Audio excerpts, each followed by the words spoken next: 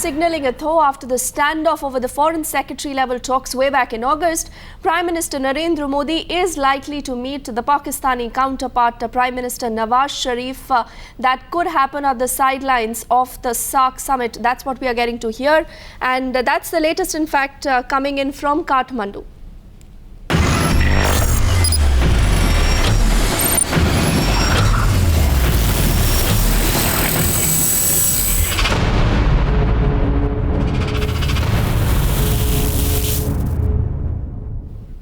And as promised times, now we'll continue getting you the fastest updates live from Kathmandu. Joining us this morning is Padmaja and Bilal. Padmaja and Bilal, a very good morning to you. Padmaja, to you first. The point is we've seen both India and Pakistan, keeping the possibility of an Indo-Pak meeting perhaps still, alive at the SAARC Summit. What really are you getting to hear? Are we really looking at that meeting? Because let's not forget, Sushma Swaraj just about yesterday said that we will know today.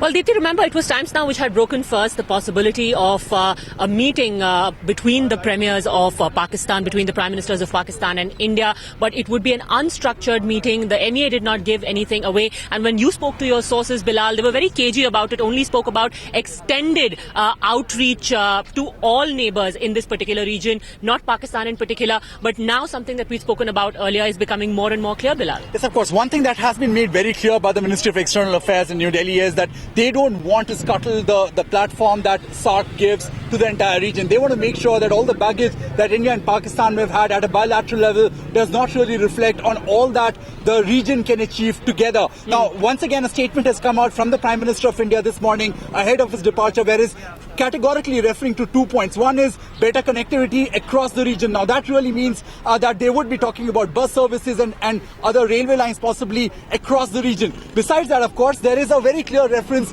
that he would be wanting to have bilaterals on the sidelines of the summit. Now, that's a clear reference for the first time possibly. And that's going to happen, in fact, in an unstructured way when the retreat takes place. That's not really been mentioned so far, but with Prime Minister Narendra Modi, you can't really put your finger on what really could happen. There could be a few surprises, but for the timing, it is not very clear. Nobody's committing, but the first real sign is coming that there is a possibility of talks between any of the head of states, which could also mean that India and Pakistan could have a talk. In fact, let me also just tell you that right behind us is where the Council of Ministers of SAARC are going to be meeting in just a while. This is one of the hotels in Kathmandu, and in just a while from now, we are going to have the meeting happening. Then in the afternoon, Prime Minister Modi is going to come. You were talking about connectivity, Bilal, and in fact, a bus service is also going to be flagged off between the two countries by the Prime Minister. He's got a packed schedule, but this time also the MEA is asserting that it's not just about India and Pakistan, although, of course, all eyes are going to be on that possible meeting, but also in reaching out to the other countries and making its presence felt in the region. See, the groundwork that's happened over the last few weeks or so has been really credible in terms of reaching out to Bangladesh. India, by cooperating on all the terror mechanism that was happening in West Bengal, has really been able to build something very concrete with Bangladesh. At the same time, there's also this talk that Sri Lanka is very much on board. So if there is once again a reference to terrorism, India can rest assured that there is going to be enough backing in that room when the summit is taking place tomorrow and day after